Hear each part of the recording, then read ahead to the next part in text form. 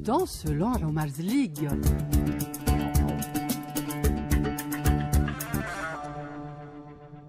Frantz Fanon m'habite, c'est rien de le dire. D'ailleurs, je lui avais cédé il n'y a pas si longtemps l'espace de cette chronique à l'occasion de l'anniversaire de sa disparition, juste pour le plaisir de réentendre ces mots dans la magnifique conclusion des damnés de la Terre, qui n'en a pas fini de nous faire réfléchir, qui n'en a pas fini de nous expliquer le monde d'hier, mais aussi d'aujourd'hui. C'est le propre des visionnaires.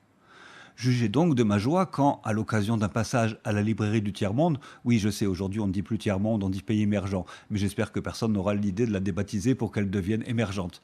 Je tombe donc dans cette librairie sur la réédition algérienne de ces écrits inédits qui viennent de sortir en France aux éditions La Découverte.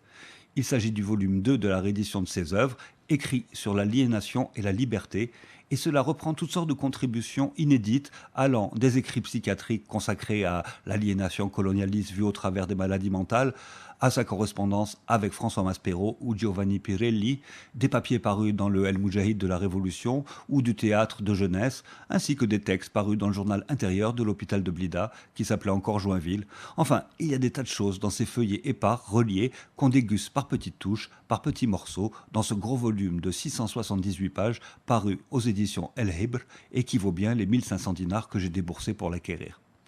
Il y a plein de textes émouvants dans ce livre. Forcément, ceux consacrés à l'Algérie nous émeuvent. Et l'on voit comment Frantz Fanon prend conscience de l'injustice coloniale à partir de son poste de psychiatre affecté à l'hôpital de Blida. Comment il va petit à petit se dresser contre l'institution, puis contre le système, jusqu'à devenir complètement, totalement algérien.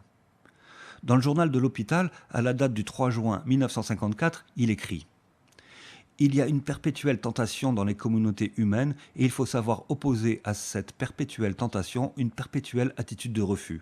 Il y a eu la fête du Ramadan et puis il y a eu la fin du Ramadan. Normalement, cette fin du Ramadan est célébrée avec allégresse, enthousiasme. Or, véritablement, dans cet hôpital, comme l'on dit vulgairement, le coup n'a pas été marqué.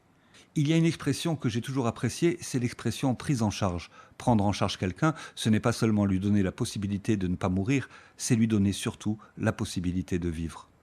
Or, pour un musulman, vivre veut dire aussi avoir la possibilité de célébrer la fin du Ramadan. Chaque année, ça se faisait, paraît-il. Cette année, rien n'a été fait. Puissions-nous assister à la prochaine fête musulmane à un véritable feu d'artifice des réjouissances. L'année suivante, c'était la révolution algérienne, et il en fut. Car il fut contacté par l'organisation qui avait entendu parler de ce médecin antillais, un Français qui ne se conduisait pas comme ses prédécesseurs, posant des questions, cherchant à comprendre, juste un homme juste parmi les hommes, Fanon, notre frère.